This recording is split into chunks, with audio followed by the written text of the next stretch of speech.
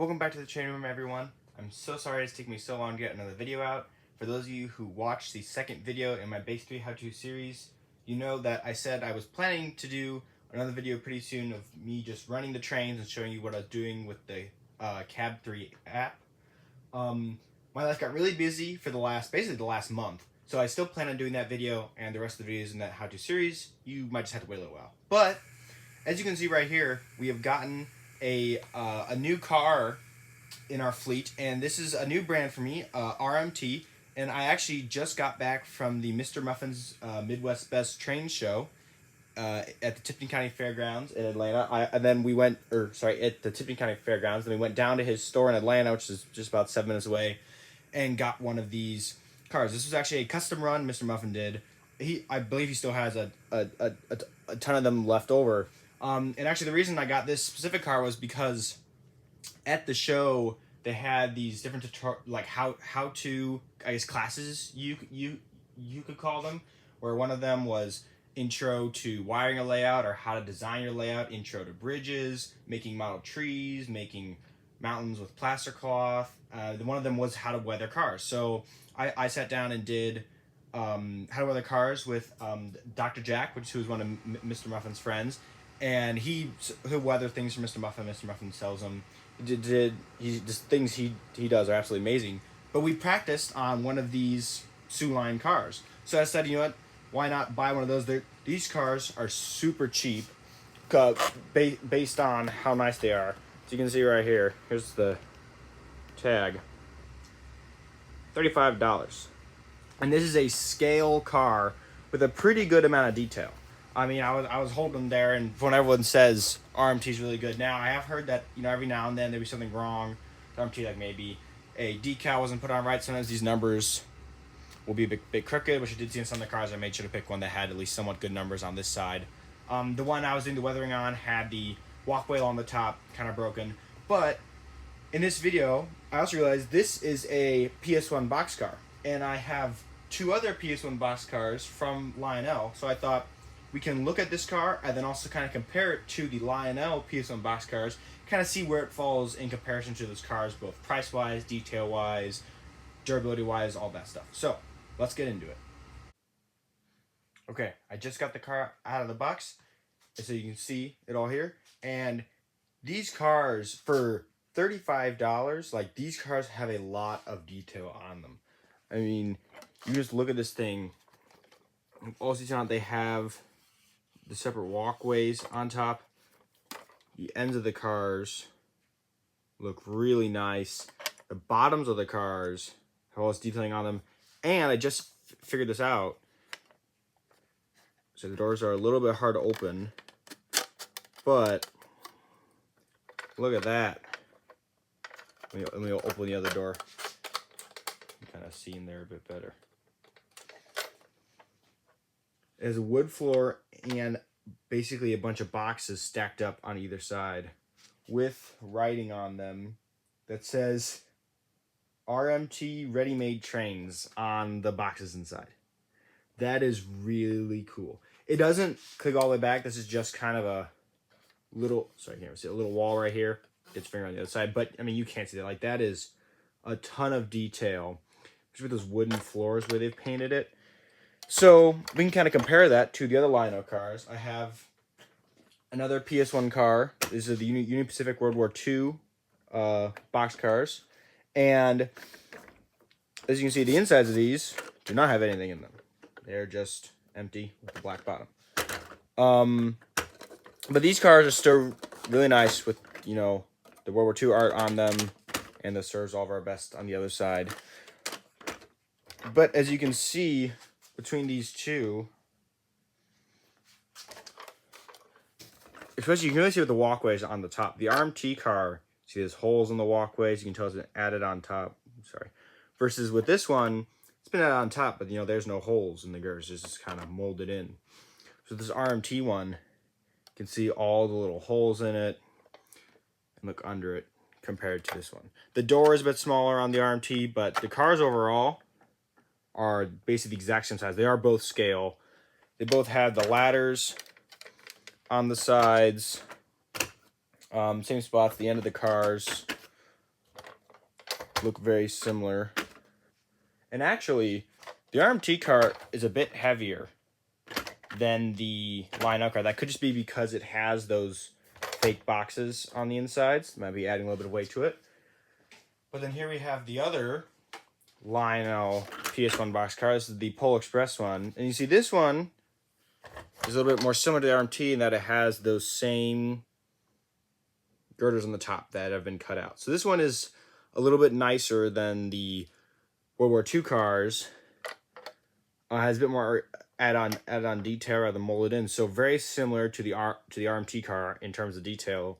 I actually, upon just looking at these cars, it looks like they're from the same company. Like I would think it's the exact same car, just with different paint schemes on them.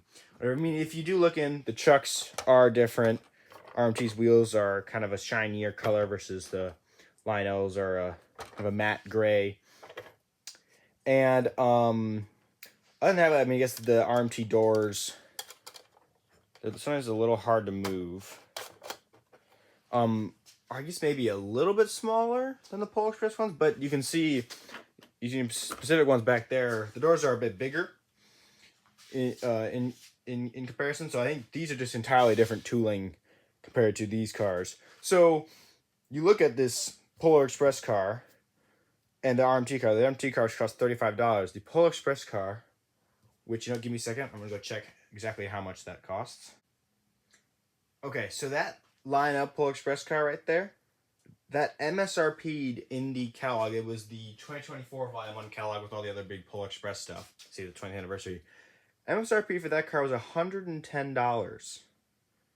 This one was $35. You could get almost 3 of these for the same price as that one, and they're virtually the same. Now, weight-wise, they're about even. In almost every... Sorry, I'm trying to close this door back here. In almost every aspect, these cars are basically the exact same. Now, as you can see with the RMT, if you've seen other videos of them, sometimes when they put, and I remember seeing this at the store, sometimes when they put these numbers on here, the thing with RMT is every car has a unique road number. So I could have bought 10 of these and every number would be different. So it makes it, a bit more realistic when you're building a train versus Lionel. Cars all have the same numbers. But sometimes you'll get the decals applied on to be a bit crooked with the numbers because each car has its own number. And you can see, let's see if I can, you kind of see the decal where the road number or the car number was applied. And I guess you heard me saying the doors are a bit hard to move. It does have opening couplers. Works kind of the same way as Lionel ones. There's a little button back here you press. And the oh, sorry, you can't see that. You guys can't see that. There we go. There's a little button back here around the brake hose. You press it, coupler opens. Works the same way as Lionel. But, yeah, again, underside of the cars, underside detail, basically the exact same underside detail. Not a lot of underside detail, but, yeah, so just going from these two cars, they're basically the same. And even though this has, doors get stuck, maybe you can kind of see the decals a little bit, it's cost $35. It's a third of what this one costs. So I think that is, everyone's talking about how RMT is amazing. And I was, I was a little bit skeptical, like most people probably are.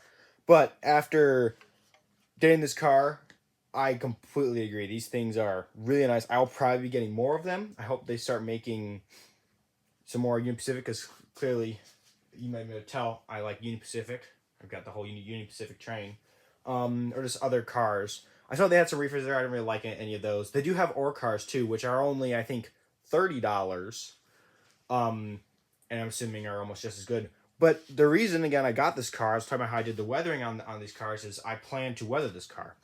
And, because at first I thought, weathering's going to be super hard, but after doing that little, I guess, clinic, you can call it, with Dr. Jack, I had no idea how to weather before that. I went in and weathered the car. He had me kind of doing, we did kind of the top of the car and the door, and it actually looked really good. So, I do plan on doing a video showing me kind of weathering the car, how I'm doing it, and just for you to try. And that's why it's perfect that these cars are $35, because you can just weather it, and if you make a mistake, like if you're trying to do one of these cars, it's $110.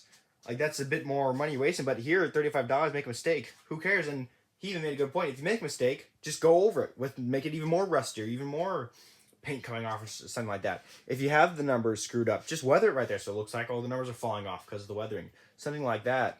So I still think these cars are really nice. There are, like, again, because they're so cheap, there are some issues. Like the one that I was weathering there, the walk path on top was kind of bulged up in the middle. It come apart on one of these things. It was kind of bulging up in the middle, but you could probably glue that back down pretty easily. But again, the rest of the car, like, looks really good. And when you're looking at the cars in the boxes, you can kind of look clearly. You can't see the other side, or the transfer will let you take it out of the box. You can take it out of the box, look at the numbers, see if they're all on there well. But yeah, so really awesome car. Again, we can show these are all the exact same size. So they're all scale cars. I'll show you from this side to the ends of them. All scale cars, all the exact same size. This one costs $35. This one costs $110. And these Union Pacific cars actually came in, oh yeah, just this, the Polar Express cars doesn't have, see this this door struggles to open too. So it's not just the RMT cars, there we go. Doesn't have anything on the inside. It does have, let me open the other door so you can kind of see this a bit better. Kind of has like the wooden floors, slats on the floor, which the World War II one does not have. So it does have that detail, and you can easily buy little crates and stuff to add in there. So I guess if you want to do your own crates and stuff, maybe that might be better. But you can still put crates and stuff in these RMT cars, even though it's got the boxes in there. Just put them in the middle. But yeah, so $35, $110, basically the same. These Union Pacific cars did come in sets of 3, and I believe each set of 3, you could get a good deal on them for probably a little less than $200. So maybe about, you could maybe get these, I'd say maybe about $60 is about what those cost if you're getting a good deal or something. This is clearly if you're getting good, this is MSRP, so bought that for $35. Probably got this one for maybe about $90, $95, and that one I guess about $60. So I think in order here, the way they go from, I guess, least prototypical to most prototypical would probably be the Union Pacific first, just because it doesn't have the see-through walkway. But again, those cars still look awesome. Definitely recommend buying those. I love those cars. Then the RMT. Just ignoring price right now. The RMT, just because sometimes they have little issues on it or whatever. And then the Lionel. But price-wise, you cannot beat that RMT. That thing is $35 for a scale car with really high level detail on it is insane in the O-Gauge hobby. So definitely, I know RMT is becoming bigger and bigger, and more coming up more often. So if you see an RMT car you like, even for now, just buy one car, just kind of check it out, see how much you like it. It's only $35. And then if you don't like it, you don't have to buy anymore. If you don't like it, just weather it and throw it on a siding so it looks like it's rusting away and left in some yard or something. I'm going to practice on this one and then probably end up buying a bunch more so I can have a whole train of these weathered cars. But yeah, so thank you all so much for watching, and we'll see you guys next time.